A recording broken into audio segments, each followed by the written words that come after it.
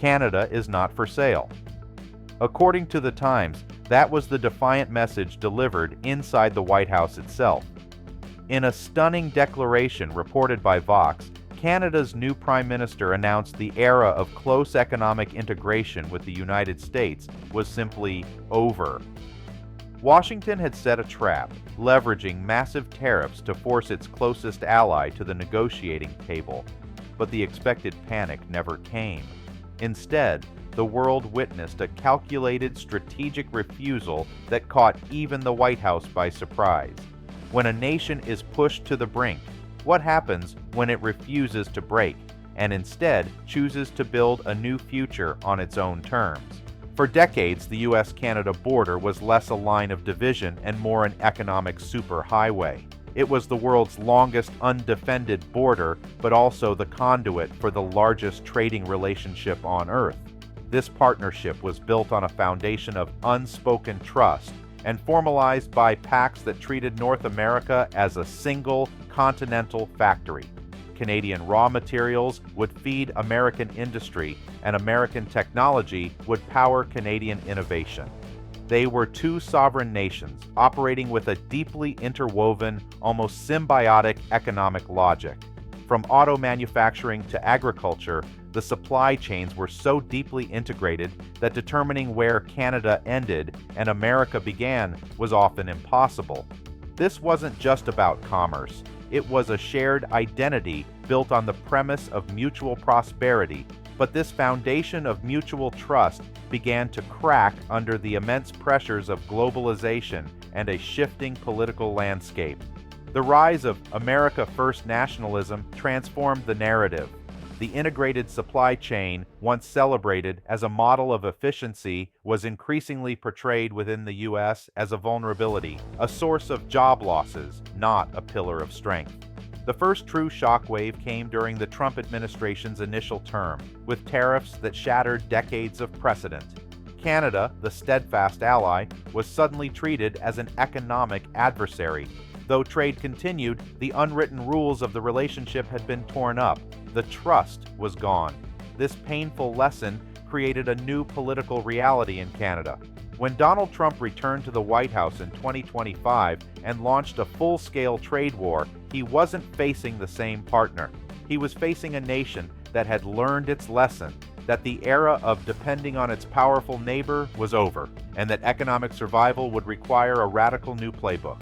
The first move was not a subtle diplomatic maneuver, it was a show of overwhelming economic force. In early 2025, the Trump administration unleashed the single most aggressive trade action ever taken against its northern neighbor. Citing unfair trade practices and a need to protect American industry, President Trump imposed a blanket 25% tariff on virtually all goods imported from Canada, with a slightly lower 10% tariff on critical energy supplies like oil and gas. This wasn't a targeted strike on steel or lumber, it was a full frontal assault on the entire Canadian economy. The strategy, honed through years of high-stakes real estate deals and prior political battles, was unmistakable: maximum pressure. This was the quintessential Trump deal trap. The intent wasn't necessarily to maintain these tariffs forever, but to inflict so much immediate and widespread economic pain that Canada would have no choice but to rush to the negotiating table in a panic. The White House playbook assumed a predictable outcome. Ottawa would be overwhelmed. The Canadian Prime Minister would be on the first flight to Washington, ready to make significant concessions on everything from dairy supply management to intellectual property, anything to make the pain stop. The tariffs were a bludgeon designed to force a swift surrender and a renegotiation of the entire economic relationship on American terms. To the administration and its supporters, this was simply leveling a playing field they believed had been tilted in Canada's favor for decades. It was the fulfillment of the America First promise, a demonstration of strength designed to show the world, and most importantly, voters in the industrial heartland, that the days of the U.S. being taken advantage of, even by its closest allies, were over. The expectation was clear: Canada, facing economic ruin, would fold quickly. The pressure was immense, the trap was set, and Washington sat back, waiting for the inevitable desperate phone call. But the frantic call from Ottawa never came. Instead of panic, what emanated from the Canadian capital was a calm, calculated, and utterly unexpected defiance. The response from the newly elected government of Prime Minister Mark Carney was not to ask how high, but to fundamentally reject the premise of the game itself. In a landmark speech that was reported globally, Carney declared that the era of deep economic integration with the United States was, quite simply, over. This wasn't a negotiating tactic. It was a declaration of economic independence. As documented by The Washington Post and Politico, Carney refused to be baited by the tariff threat. He signaled that Canada would not be rushed into talks, stating that dialogue would happen only when it makes sense for Canada, not according to an artificial timeline dictated by Washington's pressure campaign. Instead of looking south with desperation, Carney turned his focus inward. He championed and passed the One Canadian Economy Act, or Bill C-5, a revolutionary piece of legislation designed to tear down the long-standing trade barriers between Canada's own provinces. For decades, it was famously easier for a business in Ontario to trade with Ohio than with Alberta.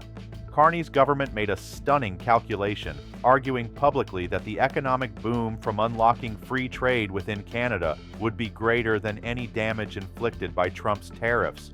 It was a strategy of radical self-reliance. While the White House waited for a surrender, Canada was busy rewiring its own economy.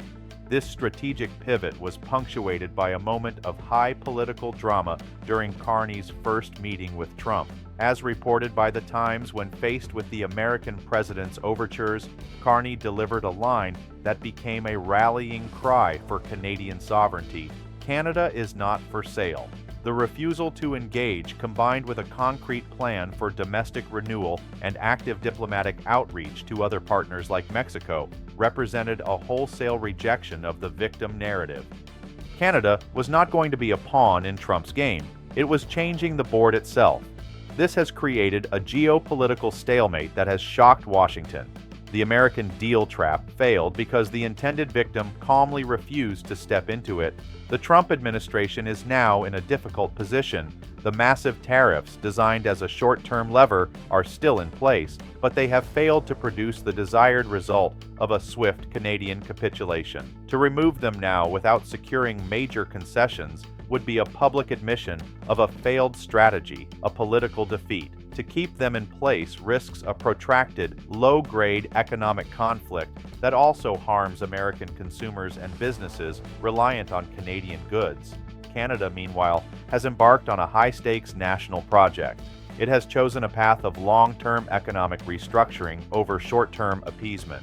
The bet is that by strengthening its internal market and diversifying its trade relationships, it can build a more resilient economy that is no longer dependent on the political whims of its southern neighbor. The immediate pressure of the tariffs is real and painful, but the government has gambled that the long-term prize of economic sovereignty is worth the short-term cost. The two nations are no longer in a negotiation. They are on two divergent paths, born from a single explosive moment of confrontation. The cost of this economic divorce was immediate and acute. The 25% American tariff acted like a sudden wall across Canada's most vital economic artery, causing immediate pain for exporters from coast to coast. For a generation, a business in Alberta found it simpler and more profitable to ship its goods south to Montana than east to Ontario. Overnight, that business model was rendered obsolete, a casualty of the trade war. The initial shock sent ripples through the economy, threatening jobs and investments built on the bedrock of free access to the American market. But this is where the story deviates from the standard script of economic victimization. Instead of channeling all its energy into fighting the wall to the south, the Carney government began a massive historical project of tearing down the walls within. The cornerstone of this pivot is the One Canadian Economy Act.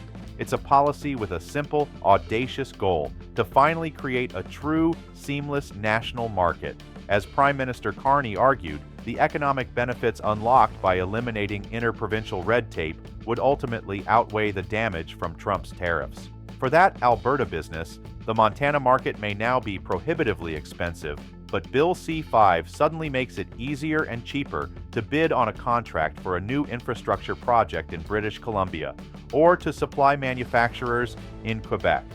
This is a painful and expensive transition. It requires retooling supply chains, finding new buyers, and navigating unfamiliar domestic markets.